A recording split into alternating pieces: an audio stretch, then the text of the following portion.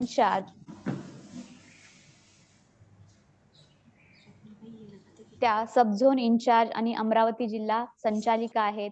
त्यासोबतच त्या executive engineer of social wing Brahma Kumaris.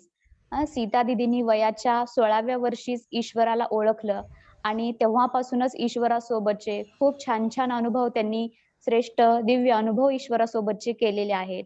आणि त्यांना पूर्णपणे ईश्वरावरती निश्चय बसल्यानंतर त्यांनी आपलं हे संपूर्ण जीवन ईश्वरीय कार्यासाठी, विश्वसेवेसाठी समर्पित केलं. जसं म्हणतात ना, चॅरिटी बिगिन्स ॲट होम. तर त्यांनी फक्त आपलं जीवनच सफल केलं नाही, तर त्याच्यासोबत त्यांनी त्यांच्या स्वतःच्या 2 बहिणींना देखील या कार्यामध्ये समर्पित करून घेतलं आणि त्या वर्तमान समयामध्ये त्यांच्यासोबतच त्या दोघी राहत आहेत. आणि दीदींनी ज्यावेळी अमरावती जिल्ह्यामध्ये ही सेवा सुरुवात केली, त्यावेळी दळणवळणाची साधनं देखील उपलब्ध नव्हती. पण अशा विपरीत परिस्थितीत देखील दीदींनी आपल्या त्याग, तपस्या आणि सेवेच्या बलाद्वारे ज्ञानाचं काय केलं आहे, बीज रोवलं आहे. आणि आज आपण बघत आहोत, की खूप मोठ्या वटवृक्षाच्या रूपामध्ये अनेक भाऊ-बहीण या आध्यात्मिक शक्तीचा अनुभव घेत आहेत. दीदीजी तर सदैव परमात्मा प्रेमामध्ये लगन असतात. गेली 44 वर्ष ते अनेक वेगवेगळ्या प्रकारच्या सेवा देत आहेत. आपण बघूया की त्यांनी कोणत्या-कोणत्या प्रकारच्या सेवा केल्या आहेत. तर त्यांनी 1974 मध्ये सेवेच्या क्षेत्रामध्ये पदार्पण केलं. त्यावेळी त्यांनी नागपूर, वर्धा, चंद्रपूर, भंडारा या जिल्ह्यामधील अनेक आत्म्यांमध्ये आध्यात्मिकतेची ज्योत जागवलेली आहे. त्याच्यानंतर त्यांनी 1979 पासून अमरावतीमधील सर्व तालुके, संपूर्ण 14 तहसीलमध्ये आणि 125 गावामध्ये हजारो भाऊ-बहिणींच्या जीवनामध्ये चारित्रिक परिवर्तन घडवून आणलेलं आहे. त्याचबरोबर जीवन जगण्याची कला हे त्यांनी राजयोग प्रशिक्षणाद्वारे समजून सांगितलं आहे. त्याचबरोबर ब्रह्माकुमारीच्या मेडिकल प्रभागद्वारा 1992 मध्ये माउंट आबू राजस्थान ते नेपाळ अशी जी रॅली निघाली होती, या रॅलीमध्ये देखील दीदींनी सहभाग घेतला होता. त्याचसोबत समाजसेवा प्रभाग ब्रह्माकुमारीतर्फे अनेक प्रोग्राम घेण्यात येतात. त्याचबरोबर कला व सांस्कृतिक प्रभाग ब्रह्माकुमारीच्या अंतर्गत अमरावतीच्या कला क्षेत्रांमध्ये निरंतर सेवा देत आहेत. समय प्रति समय कलेतून विश्व परिवर्तन या विषयावर अनेक कार्यक्रमांचे ते आयोजन देखील करत आहेत. त्याचसोबत मेडिकल विंग ब्रह्माकुमारीच्या अंतर्गत 2012 पासून अमरावतीमध्ये व्यसनमुक्त अभियान राबवण्यात येत आहे. सन 2013 मध्ये महाराष्ट्र सरकारकडून या विशेष कार्यासाठी दीदींना आणि दीदींसोबत असणाऱ्या सहकाऱ्यांना गौरवण्यात करण्यात आलेलं आहे. आणि अजून या सेवेमध्ये खूप प्रगती होण्यासाठी, या कार्यामध्ये पुढे जाण्यासाठी महाराष्ट्र सरकारकडून त्यांना 11 लाख रुपये पुरस्कार रूपामध्ये देऊन सन्मानित करण्यात आलेलं आहे. त्याचबरोबर दीदींना विदेश सेवेमध्ये पण जाण्याचा चान्स मिळाला आहे. त्या 2015 मध्ये सेवेसाठी दुबईतील अनेक सेवा केंद्रांवर दीदींनी भेट दिलेली आहे. त्याचसोबत भारत सरकारद्वारा राबवण्यात येणारे स्वच्छता ही सेवा हे अभियान संपूर्ण अमरावती जिल्ह्यामध्ये सफलतापूर्वक आयोजित केले जात आहे. तर अशा खूप ज्ञान खजानांनी संपन्न असणाऱ्या त्यागी, तपस्वी दीदींच्याकडे खूप प्रेरणादायक अनुभव असतील, असे आपल्यासमोर एक श्रेष्ठ व्यक्तिमत्व आहे. तर त्यांच्या व्यक्तिमत्वाद्वारे आपण देखील आपलं श्रेष्ठ व्यक्तिमत्व घडवायचं आहे. तर मग मी दीदींना विनंती करते, की आपल्या ओजस्वी वाणीद्वारे सर्व आत्म्यांना लाभान्वित करावे. दीदीजी, ओम शांती. ओम शांति। आप सभी गुना निवासी, विशेष हमारी स्वाति बहन जी और उनकी जो भी साथी हैं, जिन्होंने आज के इस कार्यक्रम का सुंदर आयोजन और हमें आप सभी भाई बहनों को मिलने का एक सुअवसर दिया। इसलिए सबसे पहले मैं शिव बाबा का तो शुक्रिया अदा करती ही हूँ, लेकिन साथ साथ हमारी प्यारी स्वाति बहन जी और उनके साथियों का भी बहुत बहुत शुक्रिया। आज का विषय ही था, आज कैसे हम दादियों के साथ अपने जीवन के कुछ एक समय समझो हमें जो मिला, और उसके साथ साथ उनके जीवन के कुछ एक अनुभव भी हमारे साथ रहे। तो सर्वप्रथम मैं यही कहूँगी कि जब ईश्वरीय जीवन में जो कदम रखा तो समझ तो कुछ नहीं थी। एक महान गांव जहाँ पर हमारे आदरणीय देशमुख भाई जिनकी कन्या सुनीता बहन जो आज सांगली में है, वो मेरी सहेली थी। हम एक साथ ही क्लास में पढ़ते थे। तो उनके लौकिक पिताजी जब मिलिट्री में थे तो आप पूना में थे, और वहाँ पर दादी जानकी जी के द्वारा उन्होंने कोर्स किया। और उसके बाद जब वो अपने गांव आते थे तो लौकिक परिवार के बीच बहुत भक्ति भाव वाला था, और हमारे घर में रामायण तो कभी गीता तो कभी ज्ञानेश्वरी तो कभी रात के समय पर कुछ न कुछ ऐसी कथाएं चलती थी, और उसमें आप आते थे और ईश्वरीय ज्ञान का प्रचार और प्रसार करते थे। लेकिन उस समय हम तो पढ़ाई करते थे, 7वीं क्लास, उस समय समझ ही नहीं थी, तो कुछ सुनते थे कब सो जाते थे। लेकिन ऐसे करते करते हम पढ़ाई में भी आगे बढ़ते गए।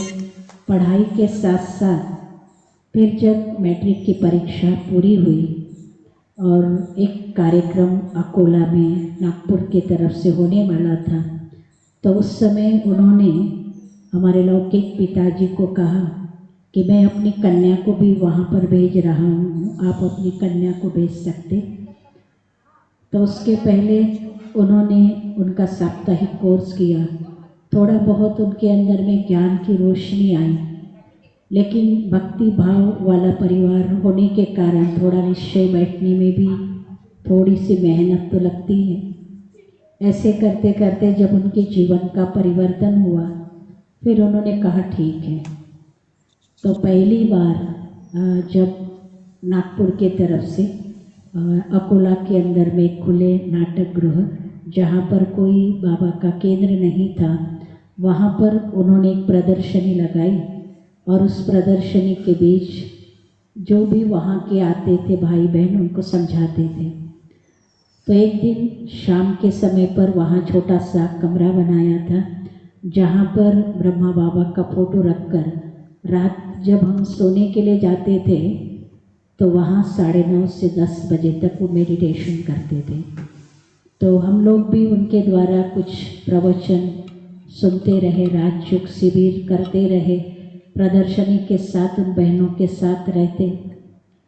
तो एक दिन जब हम वहाँ पर 9:30 बजे बैठे, तो बैठे बैठे ही हमारी आँख बंद हुई, और वहाँ पर ब्रह्मा बाबा के फोटो की जगह पर वो दृश्य सामने आया जो शायद पांडव भवन का था। उस समय उन्होंने बताया कि चांदी की फ्रेम की बहुत बड़ी ऐसी जिसमें लाइट, और जो बाबा सामने बैठा है, बाजू में एक खटिया थी, और उसके बाजू में एक गद्दी है जहाँ पर तकिया लगा हुआ है, और उस समय कमरा बहुत छोटा था। और हम जो बहनें थी उस समय ऐसा महसूस हुआ कि हम रंगीन कपड़े में नहीं लेकिन सफ़ेद कपड़े में वहाँ पर बैठे हैं। आधा घंटा जब बीत चुका, उन बहनों ने जब हिलाया और कहा कि अब चलो 10 बज गए। फिर उन्होंने प्यार से बैठकर उन्होंने पूछा कि आपको क्या हो गया, आपने क्या ऐसे देखा। तब उनको हमने स्पष्ट रूप से ये जो देखा था सीन, हमें तो कुछ पता नहीं था। हमने कहा इस तरह से ये सीन मैंने देखी, ऐसा कमरा देखा जहाँ पर आज रंगीन साड़ी में मैं हूँ, वहाँ पर मैंने सफ़ेद साड़ी में अपने आप को देखा। और उस समय से जैसी मेरी बुद्धि की जो लिंक है वो अपने आप जुड़ती गई, नशा उस समय से ही चढ़ने लगा। और जैसे ही उन्होंने ये बात मेरी सुनी, तो पुरानी दीदी थी शांता दीदी जिसको हम कहते, उन्होंने कहा अरे ये तो आप बड़ी भाग्यशाली हो, ये तो सब मधुबन का सीन है, और आपको तो मधुबन का कमरा दिखाई दिया जहाँ पर बाबा जिस समय ये कार्य करता था, जो आज तपस्या का बहुत बड़ा धाम बन चुका। और ऐसे करते करते ज्ञान 8-10 दिन उनके साथ हम रहे। फिर उस समय जब हम फिर से अपने लौकिक स्थान पर पहुँचे, फिर वहाँ हमारा मन लग नहीं रहा था। बार बार वही दृश्य, वही सीन, वह सब कुछ हमें याद आती थी।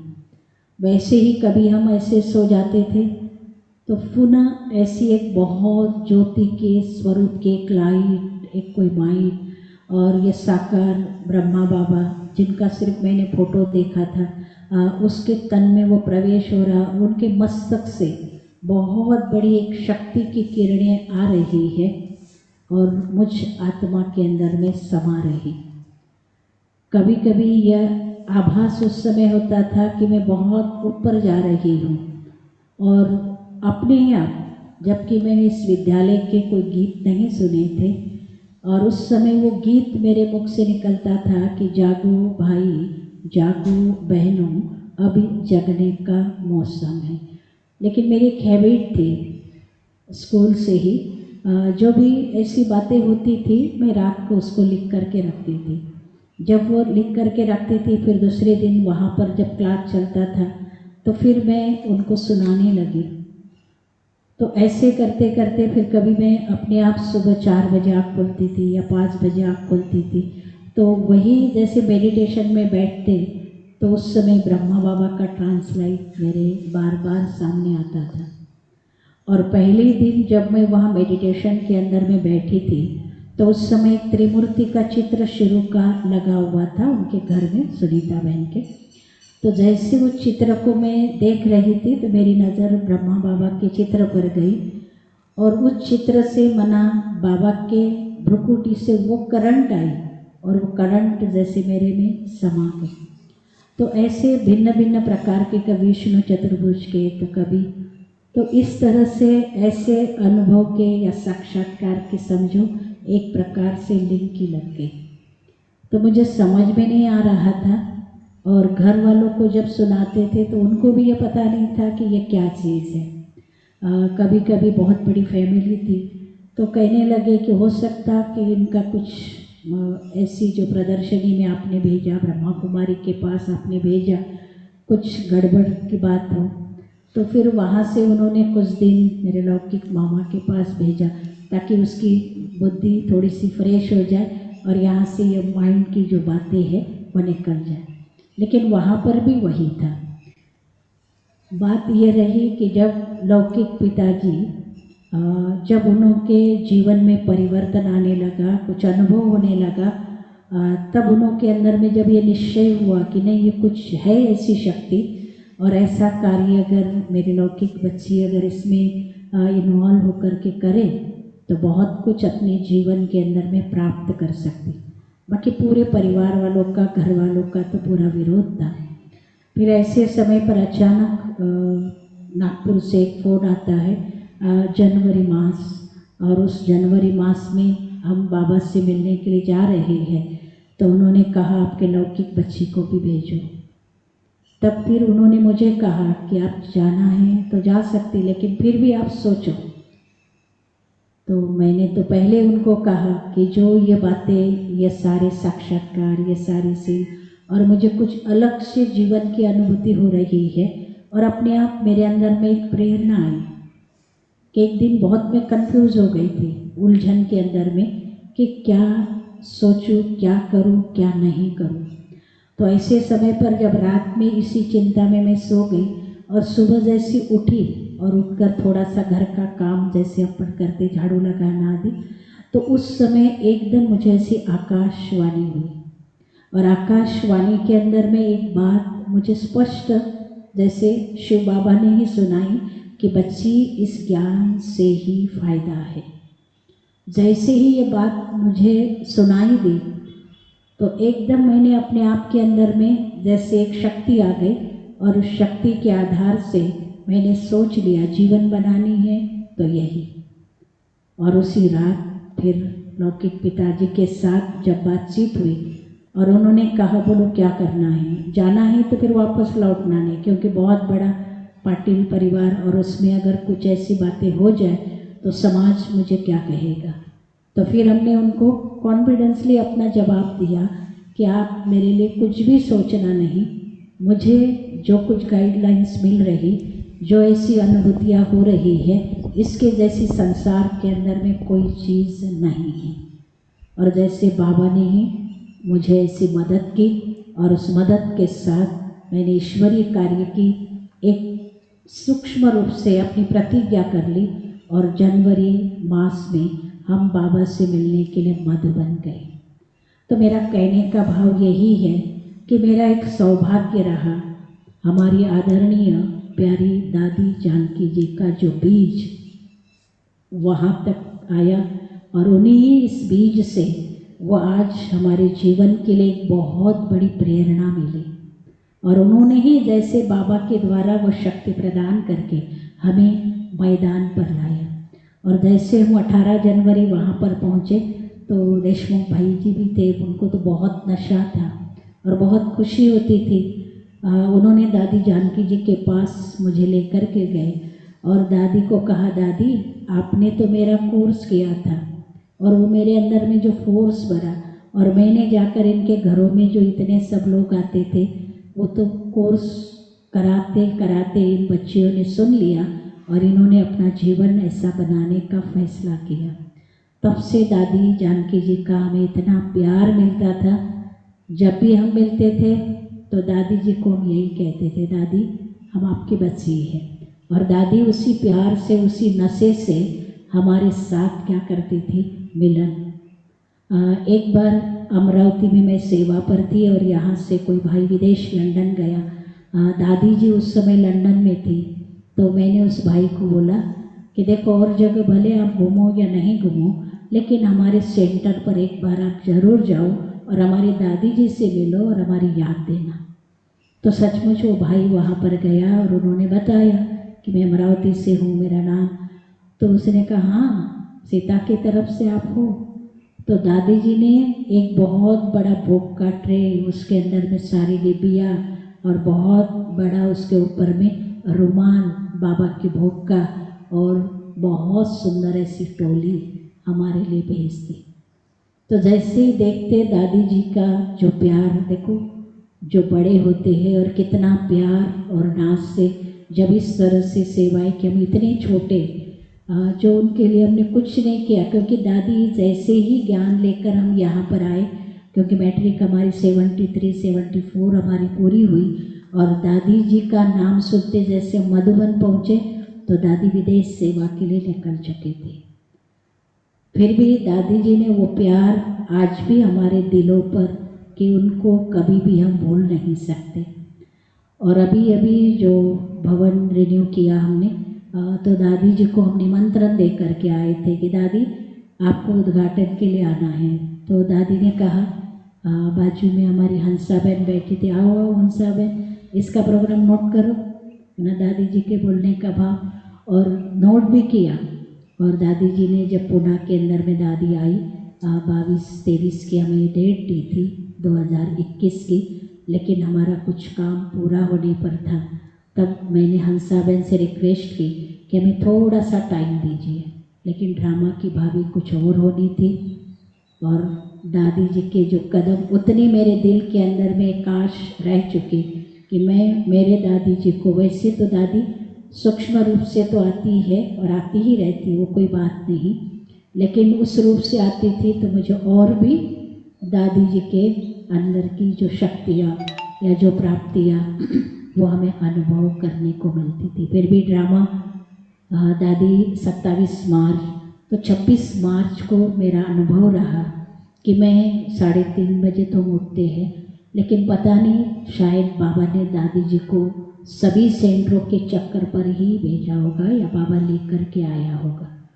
तो जैसे ही मुझे एक आभास हुआ कि मेरे सिर पर कोई ऐसा हाथ घुमा रहा प्यार से, और जैसे ही मेरी आँख खुलती है तो मुझे एकदम और कोई नहीं याद आता, बाबा को गुड मॉर्निंग की और दादी याद आई कि पता नहीं दादी का चक्र इस तरह से सब सेंटरों पर है और दादी सभी बहनों को मिलने के लिए पहुंची है। फिर जब मैंने मैसेज सुना दादी जी का कि कैसे बाबा ने दादी जी को सभी सेंटर पर चक्कर लगा करके सबसे मिलाया, तो तब ऐसे लगा कि नहीं, दादी के दिल में हम हैं और हमारे दिल में हमारी दादी जी है।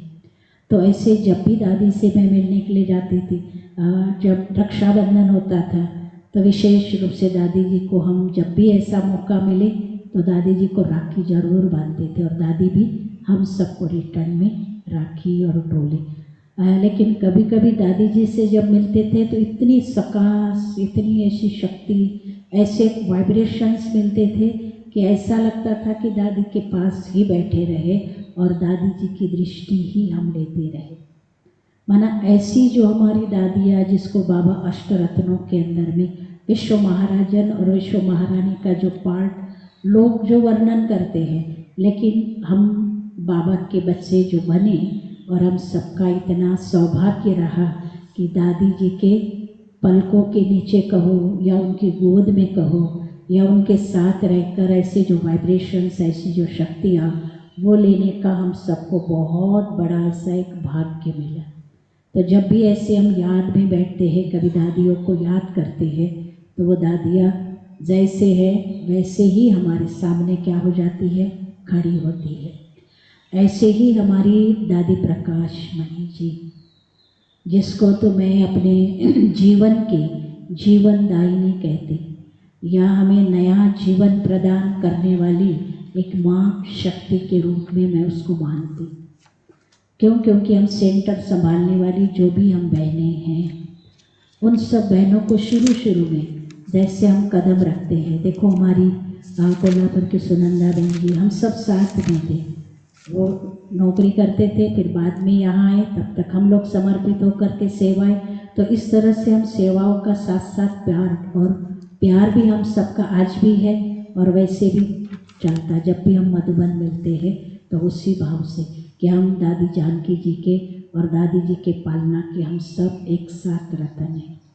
तो ऐसे दादी प्रकाश मणि जी के तो हमें बहुत सारी पालनाएं मिली, क्योंकि दादी जानकी जी हम आए, विदेश चली गई, जब विदेश से आती थी तब हमारी पालना दादी जरूर करती थी, उसका अनुभव और उसकी प्राप्तियाँ हम सब अनुभव करते थे।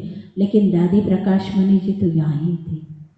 तो जीवन का एक ऐसा अनुभव, एक मोड़ था उस समय, जब सेवा के क्षेत्र पर आते हैं उस समय की बात थी।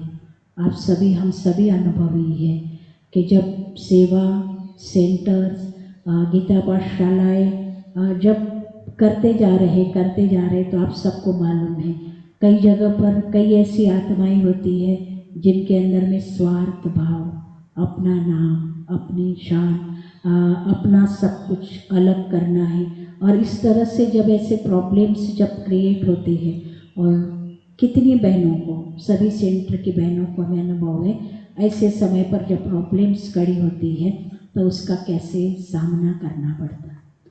यहाँ तक ये बातें मधुबन तक पहुँचती थी, फिर मधुबन के बाद सारी मीटिंग्स होती थी, फिर उसके बाद दादियों के सामने बैठते थे, फिर हमारी दादी उसके ऊपर में डिसीजन लेती थी। तो हमारे ही जीवन का एक ज़बरदस्त ऐसा अनुभव रहा कि जैसे ही ये सारी प्रॉब्लम्स जो जाती रही, सब होता रहा, और जब लास्ट घड़ी आखिरी मीटिंग के अंदर में संतोष दीदी बैठी है, पुष्पा दीदी बैठी है, हम लोग बैठे हुए हैं और कुछ मधुबन की मुख्य, और ऐसे समय पर लास्ट दादी आती है और कुर्सी पर विराजमान होती है। उस समय तो हम यही फील कर रहे थे कि बाबा बैठा है और बाबा के मुख से बाबा दादी के मुख से हमारे साथ या इस मीटिंग के अंदर में हमारा निर्णय दे रहे। तो सचमुच दादी जी को जब मैंने देखा अपनी आंखों से, जैसी दादी आई, कितनी बातें, क्या क्या पत्र, क्या क्या नहीं, सब कुछ बातें, लेकिन दादी सभी को देखते एक सेकंड में एकदम मौन हो गई, शांत रही, और आगे वाली जो पार्टी थी उनको एक ही शब्द में बोला, क्या तुम दूध की धोई हुई हो? और मेरे सामने ही मेरी बच्चियों के ऊपर में तुम ये जो ऑब्जेक्शन, ये जो उंगलियां, ये जो सारी बातें, तो मेरे पीछे तुम उनके साथ क्या व्यवहार करती हो? तो देखो दादी ने एक ही साथ एक ही निर्णय एक सेकंड के अंदर में दिया कि मेरी सीता ऐसी नहीं है, और दादी उठ करके चली गई। तो एक प्रकार से कहने का भाव, ऐसे ऐसे दादी के जब अंग संग रहकर, यूँ तो कोई दादी के साथ तो हम कोई रहे नहीं, हाँ, बड़ी दीदी का हमारे साथ प्यार पता नहीं, हम नागपुर में थे और उस समय आया कि हर जगह से बहनें सेवा के लिए भेजो। तो उस समय हम 10-15 बहनें एक साथ थी। वो बोले मैं जाती। फिर पुष्पा दीदी ने एक चिट्ठी डाली और उसमें नाम लिखे, उसमें मेरा नाम निकला। तो वो 1 मास बड़ी दीदी के साथ मुझे रहने का भी एक बहुत बड़ा सुंदर मौका मिला, वो भी आपको मैं सुनाऊंगी। तो दादी जी की ये जो प्रेरणादायी बातें थी उस समय के लिए मेरे जीवन का जो एक बहुत बड़ा ज़बरदस्त अनुभव रहा। आज भी दादी के चित्रों को भी मैं देखती हूँ तो मेरी दिल और आंखें भर आती कि सचमुच दादी कैसी थी और दादी का प्यार सभी भाई बहनों को दादी ने किस तरह से दी। तो लोग तो कहते थे दादी बाबा है, बाबा दादी है, लेकिन मैं डायरेक्ट कहती कि दादी नहीं थी, लेकिन दादी बाबा था। और जब भी कोई बात, जैसे कभी हमारे सोशल स्विंग्स के कारण हम एग्जीक्यूटिव मेंबर और हर समय कल्चरल सारे प्रोग्राम, और दादी का जब भाषण चलता था तो दादी बड़े नाच से और बड़े खुले दिल से बोलती थी कि मैंने जीवन में कभी झूठ बोला नहीं, कभी मैंने क्रोध किया नहीं। हाथ खड़ा करो, सारे पब्लिक वालों को बोलती थी कि बोलो आपने कभी ऐसा, तो कोई हाथ उठाने के लिए भी तैयार नहीं होते थे। तो ऐसी जब वो परिस्थिति के बीच हमें सामना करना पड़ा। एक दिन तो रक्षाबंधन का प्रोग्राम छोड़ करके भी हमें दादी के साथ वहाँ पर मिलने का मौका रहा।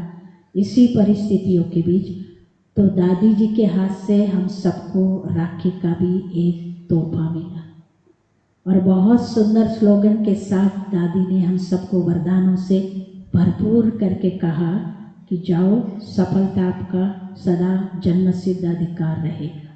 मना ऐसी कितने हम छोटे थे जिस समय कोई दुनिया का अनुभव नहीं, समाज का कोई अनुभव नहीं, और ये जो आने वाले भाई बहन, लेकिन दादी जी इन सब बातों को जानती थी, समझती थी। और उसी तरह से कभी भी मैंने देखा, कभी भी किसी भाई बहनों की साइड ली होंगी, कभी नहीं मैंने देखा। हमेशा जो भी बातें होती थी, कभी कभी हम भी लोग टीचर्स की मीटिंग होती थी, दादी के साथ बैठते थे, तो दादी हमेशा साइड अपनी बहनों का लेती थी और बहनों के लिए दादी का जैसे एक प्राण था।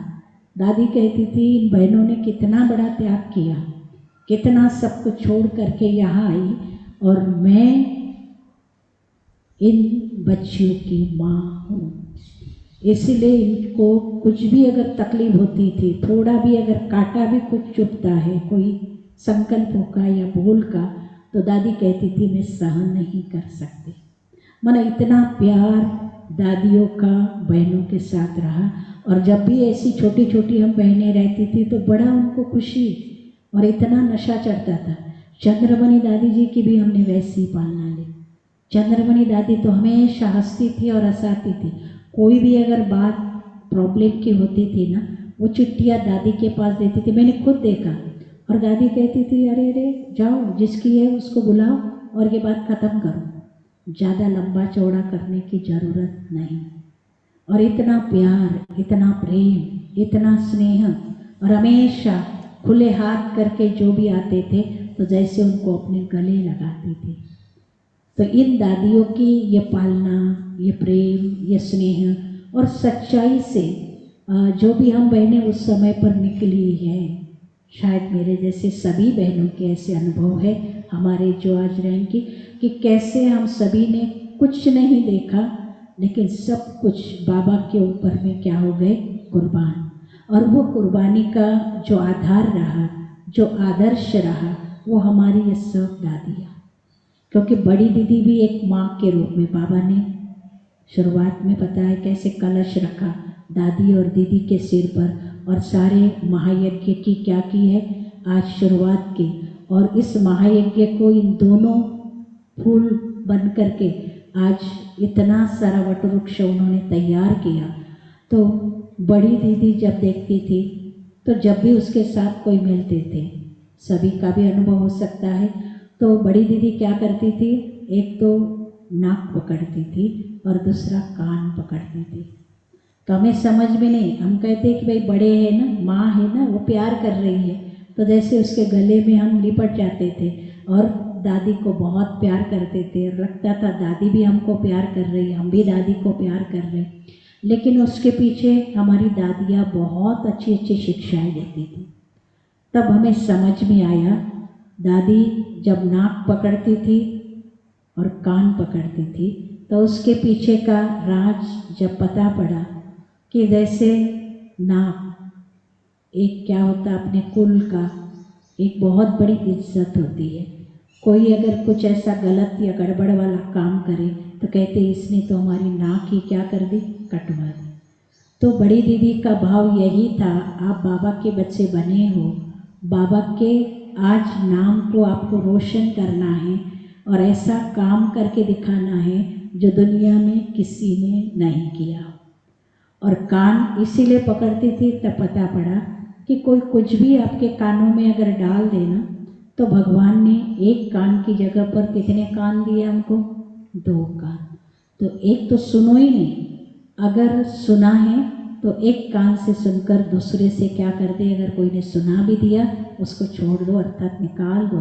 कभी भी अपने दिल के अंदर या दिमाग के अंदर उस बात को नहीं रखो। तो ऐसी हमारी दादियाँ चलते फिरते हर कार्य करते हमें एक शिक्षा का स्वरूप बन करके रहे।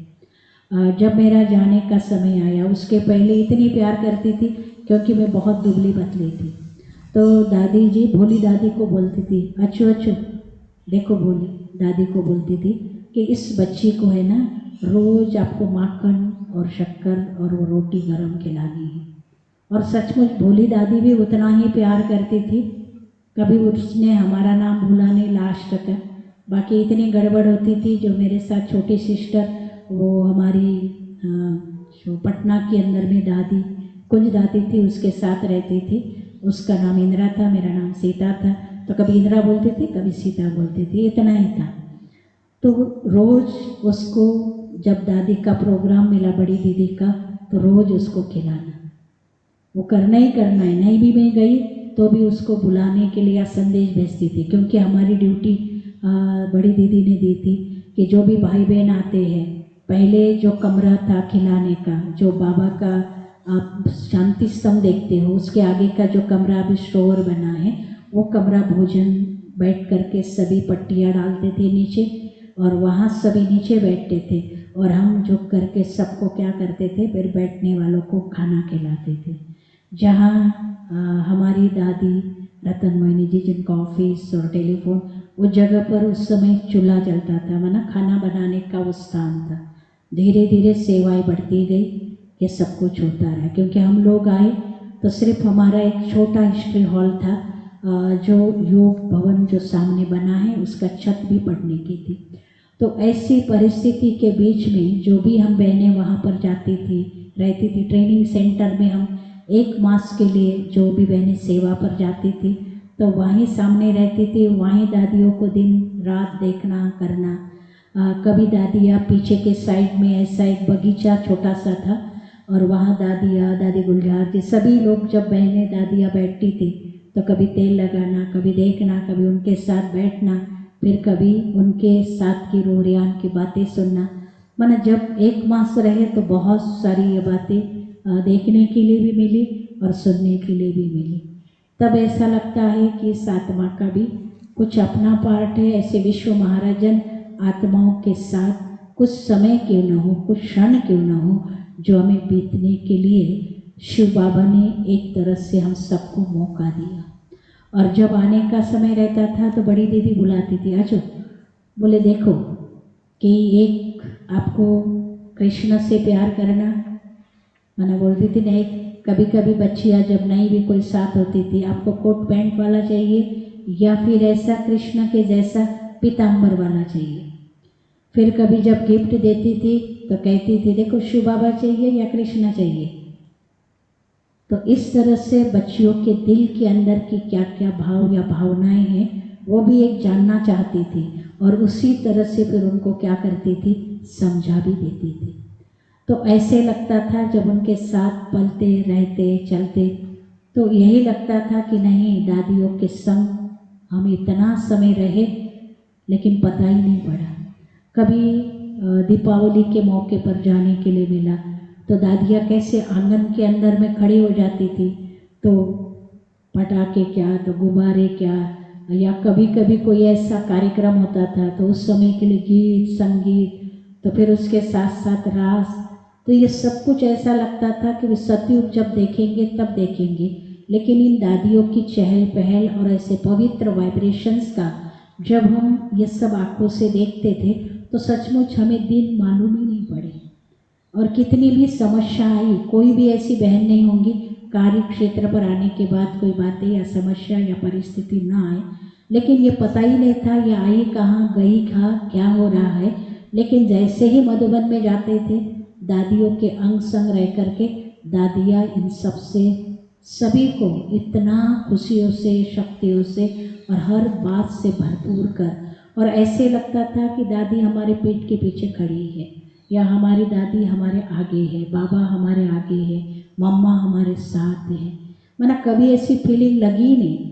जब 16 साल की आयु के बीच में दुनिया समाज संसार बाहर निकलने के बाद क्या क्या होता है वो सब कुछ बाबा ने दादियों ने हम सबके साथ रह कर के हमें साथ देकर हर बात जैसे ऐसे लग रही थी सुली से काटा। ऐसे हर दादियाँ, चाहे मनोहर दादी, उनके साथ भी हम रहे, क्योंकि वो हमेशा कहती थी, पुष्पा दीदी उनकी बना टीचर जो बन करके आगे गई उनकी कन्या थी, तो दादी हमेशा कहती थी देखो इनकी माँ ये है, ये इनकी दादी है। मना प्यार से कभी कभी रमणीकता के बीच में बैठते थे तो दादी का भी उतना ही प्यार मनोहर दादी का हम सभी नागपुर की बहनों के लिए रहता था। उतनी ही प्यार से नाच से हम सबको बुलाना, टोली खिलाना, क्लासेस करना, गिफ्ट देना और बहुत सारी बातें हमारे साथ शेयर करना। यहाँ तक कि लौकिक के अंदर में जो पुष्पा दीदी की माँ थी जब पंजाब से फिर और स्थानों पर, तो उन्होंने हमको याद किया, जाओ जाओ सीता के पास जाओ, आपकी वो संभाल करेंगे।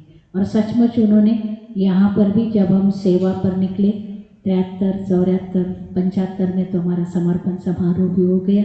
फिर नागपुर से हम बड़ी दीदी ने, उस समय संतोष दीदी वहाँ पर आई थी और उन्होंने हमको सेवा के लिए यहाँ पर 89 में जब भेजा, उस समय तो कुछ था ही नहीं।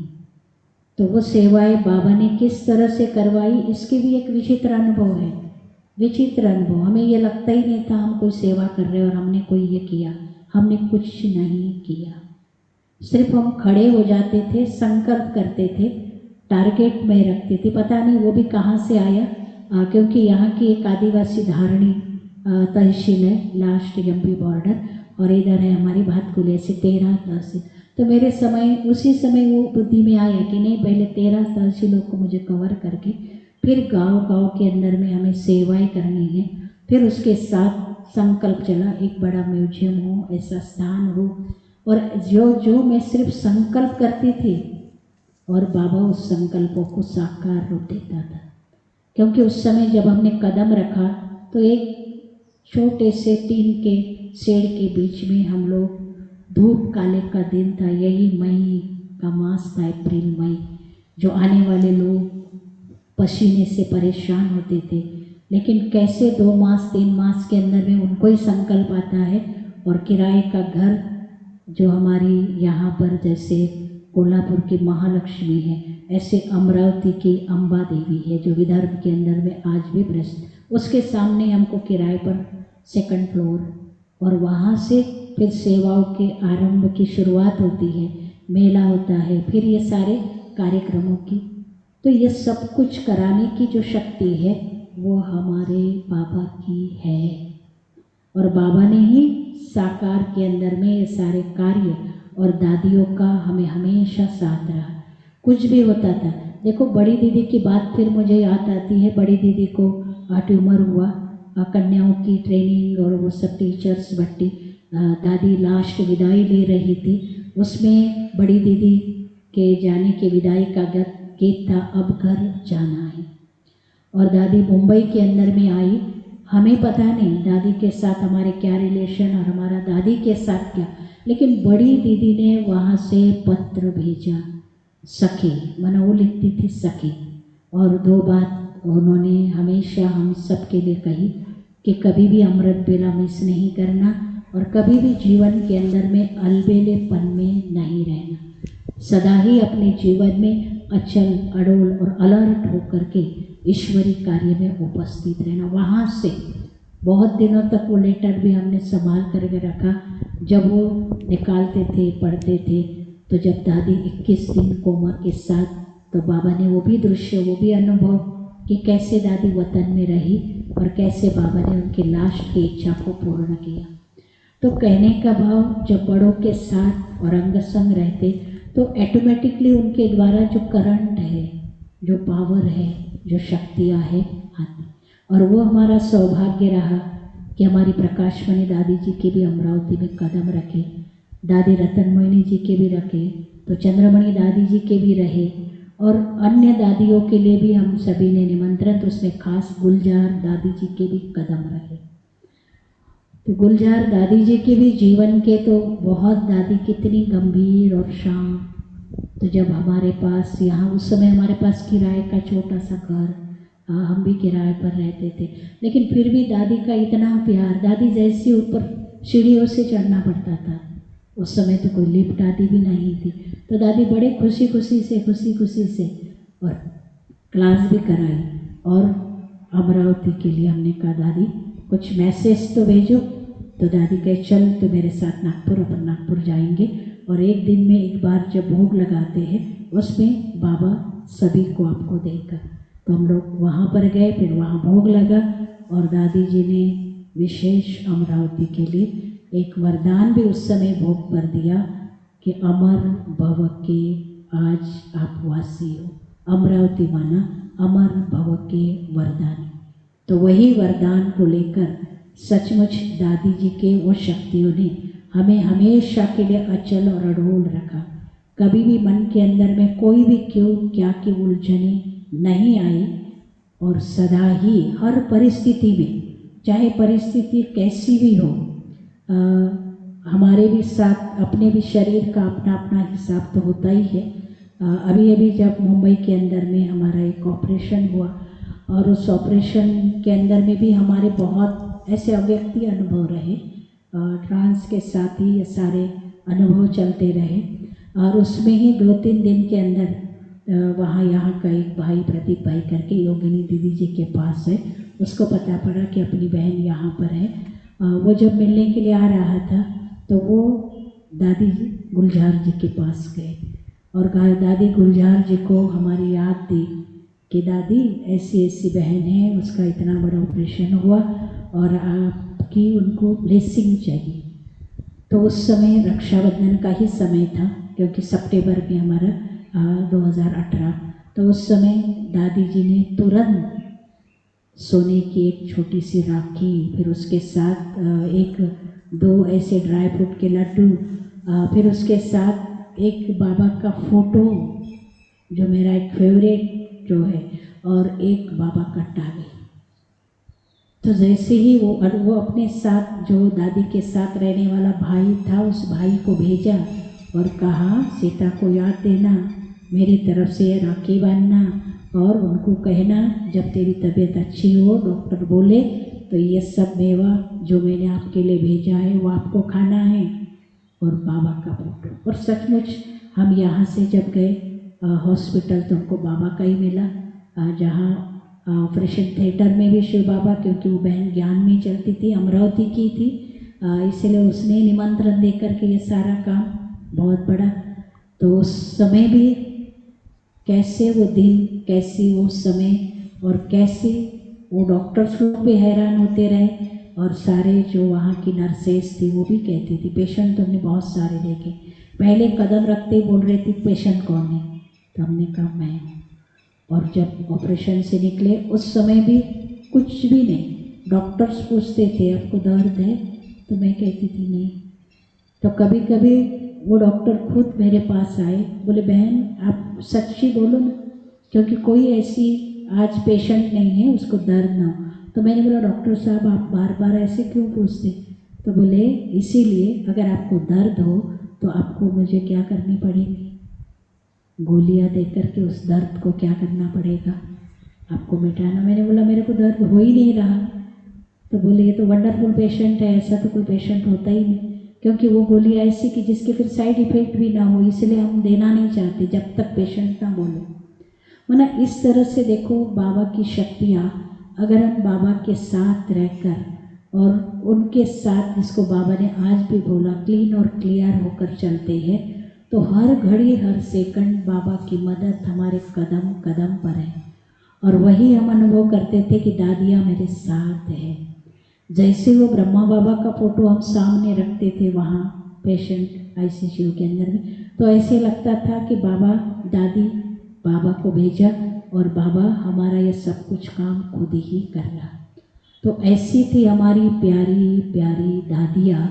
एक एक दादियों की अगर हिस्ट्री वर्णन करने के लिए जाए तो हम सभी जानते हैं, हमारा सारा ब्राह्मण परिवार, कि हम सभी बहुत खुशहाल हैं।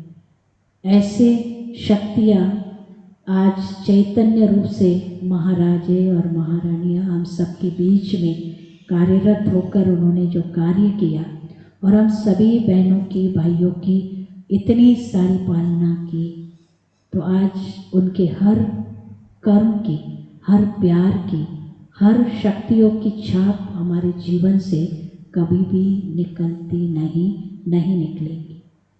इसलिए एक कहावत मराठी में अपन बोलते हैं, पाण्याबिना महत्व नाही जमिनीच्या मातेला, पाण्याबिना महत्व नाही जमिनीच्या मातेला, तेलाबिना महत्व नाही जळत्या पणतीला, असं संस्काराबिना महत्व नाही भारतीय संस्कृतीला, भारतीय संस्कृतीला। ऐसे सुंदर संस्कारों से सुसंस्कारित जीवन हम सबको प्रदान करने वाली हमारी जीवन दायिनी, हमारी ये सर्व दादियाँ और हमारे साकार पिता श्री ब्रह्मा, और अभी जो जून मास आने वाली हमारी मातेश्वरी जगदम्बा माँ। भले आज उनको इन आँखों से हमने नहीं भी देखा, लेकिन कभी अनुभव नहीं होता है कि हमने दादियों को, मम्मा को, बाबा को, जैसे दादियों को देखा, ऐसे हमें जब से इस ज्ञान में हमने कदम रखा, हमें हमेशा ये अनुभव रहा कि हमने कई बार दादी बाबा के साथ हमने मम्मा का भी अनुभव किया, और मम्मा भी जैसे हमारे साथ साथ रहकर, हमारे साथ में साथ देकर आज हमारे कार्य को, सेवाओं को आगे बढ़ा रही। ऐसे बाबा के लिए भी, क्योंकि शुरू से लेकर मेरा ब्रह्मा बाबा से बहुत अटूट प्यार रहा, पता नहीं क्या मालूम आज भी है। मैं उनको पिता के रूप में ही हमेशा देखती हूँ, और आज ऐसे लगता ही नहीं कि बाबा से मैं दूर हूँ या बाबा मेरे से दूर है। और हमेशा मुझे एक बात अच्छी लगती, फरिश्ता जीवन। जब फरिश्ता जीवन का जब ये बात आती है तो मुझे यही लगता है कि आज भी बाबा के साथ फरिश्ते रूप में हम वतन में अंग संग हैं। और जब भी ये बातें बाबा हमेशा सुनाते कि बच्चे आपका संपूर्ण रूप तो आज वतन में है, और वो मालाएं लेकर के खड़ा है, और वो आप सबका आह्वान कर रहा है कि आओ बच्चे, हम आपका इंतज़ार कर रहे हैं। तो ऐसे आज वतन में भी बाबा हम सबके इंतज़ार में हैं, और आज देख रहे, आज ये जो भयानक परिस्थितियाँ जिनको हम देखकर सभी उसके साथ क्या कर रहे, सफ़र तो कर रहे हैं, लेकिन आज जो हम बाबा के बच्चे जो भी जहाँ कहीं भी हैं, आप सभी हम सभी इस अनुभव के साथ कि जैसे बिल्ली के पुंगरे आग के बीच में बचे हुए रहते हैं, इसी तरह से देखो बाबा ने हमें कितने सेफ्टी के अंदर में रखा है। हर समय मधुबन से सारे डायरेक्शन आते हैं, तुम्हें बहुत क्या करना है, मास्क लगाना है, डिस्टेंस रखना है, सैनिटाइज करना है। सभी भाई बहनों के अभी क्लास अपने अपने घरों से ही करते रहे, इस तरह से उनकी ऑनलाइन आप सबको पालना करनी है। तो देखो हमारी स्वाति बहन ने भी वही सोचा, और उन्होंने अपने अनुभव में मुझे ये भी सुनाया था। ऐसी बड़ी बड़ी बहनों के हम सभी अनुभव की क्लास अपने सारे भाई बहनों को हम देते रहते हैं। तो मैं स्वाति बहन को भी निमंत्रण देना चाहती हूँ कि कभी आप भी हमको ऐसा समय देना, और आप भी यहाँ के भाई बहनों के साथ ऑनलाइन क्या कर सकते हो, अपने अनुभव के, अपने सेवा क्षेत्र की एक लेन देन भी कर सकते हो। तो आज समय को देखते हुए मैं आप सबको यही कहूँगी कि जो कुछ आज हमारी ये ब्राह्मण जीवन की जो लाइफ है और इस लाइफ के अंदर के जो कुछ अनुभव जो हम सबको मिले हैं, तो ये सारा प्रभु प्रसाद है और उस प्रभु ने ही हम सबको दिया है। और वही प्रभु और भी जिनको जिस तरह से हमारे द्वारा जो सेवाएं करनी होगी वो जरूर कराते ही रहेंगे।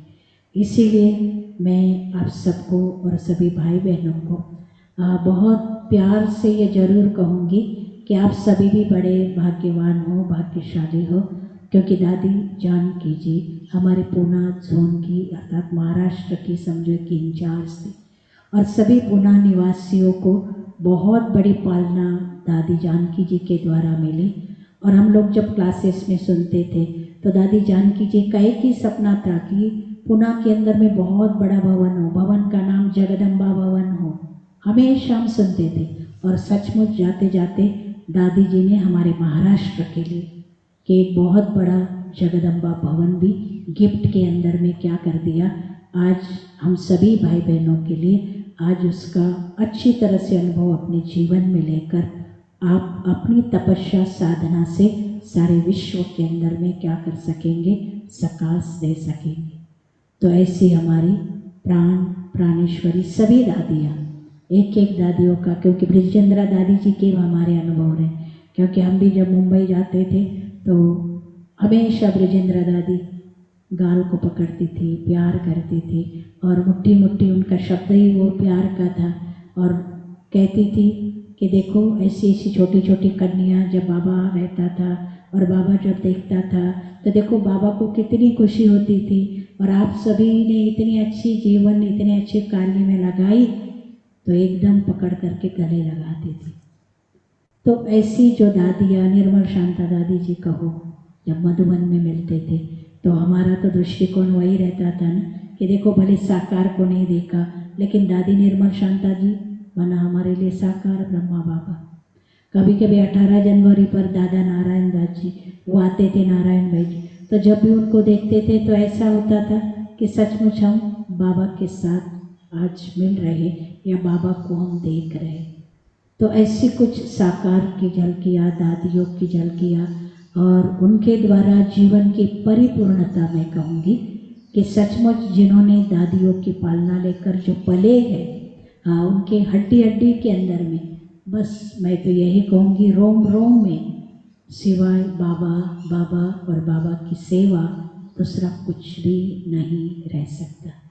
तो ऐसी प्यार भरी हमारी स्वाति बहन जी की जो पुणे माना पुण्य नगरी जिसके आप सभी आज वासी हो और ऐसे बाबा के बच्चे जिनको मिलने का हमें और सौभाग्य मिला है, पुनश्च हमारी बहन जी को अपने द्वारा और सारे अमरावती के ब्राह्मण परिवार के द्वारा बहुत बहुत थैंक्स, धन्यवाद। ओम शांति। फिर से मिलेंगे 3 बजने का समय, पूरा 4 बजे बोला। ओम शांति। ओम शांति। ओम शांति।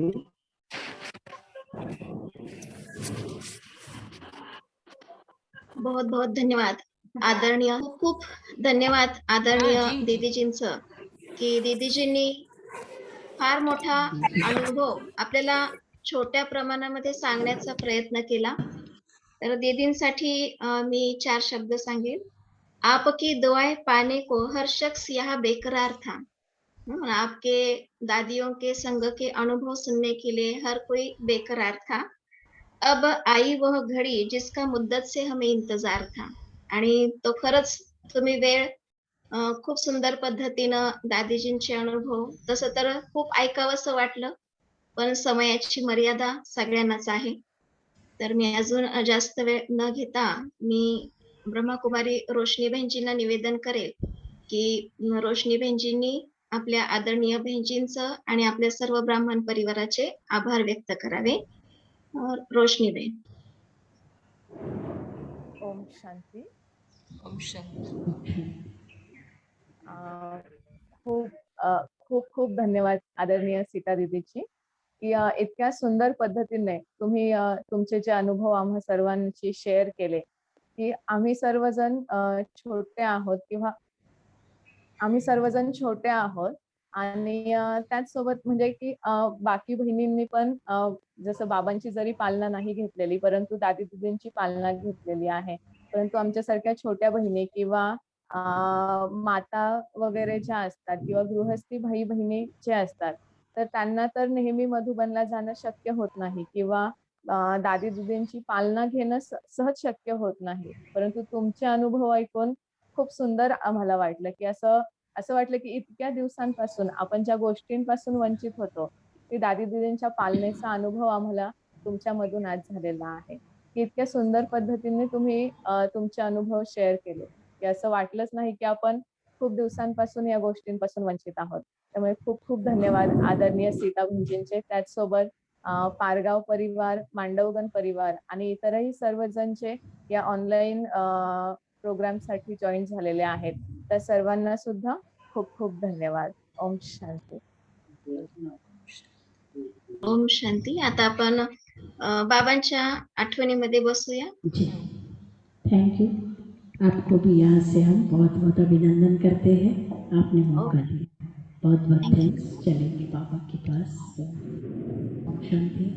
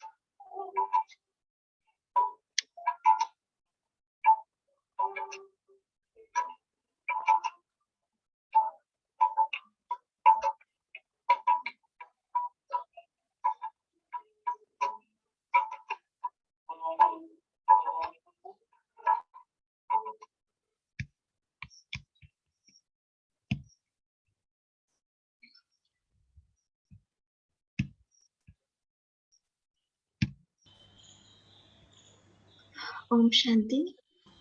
शांती. सर्व परिवारवाल्यांनी आदरणीय दीदीजींना आपला मुखडा दाखवा. जी जी. Okay, thank you. Okay okay. Now we दीदी are leaving the meeting. Okay. ओम ओके. शांति. Om Shanti. आप सभी भाई बहनों को ओम मेरी शांति. हाँ, शांति, सबके ओम शांति. सबको ओम शांति हमारी एक एक भाई बहनों को, एक एक बहनों को प्यार भरी स्नेह भरी याद. बहुत बहुत धन्यवाद दीदी जी, आपने हमें बहुत समय दिया और दोपहर का समय दिया, वो भी विश्राम का समय दिया. इसलिए फिर से हम परिवार वालों की ओर से आपका धन्यवाद. आपको भी थैंक्स. आपको भी थैंक्स, धन्यवाद. ओम शांति. ओम शांति. ओम शांति. फिर मिलेंगे. ओके जरूर.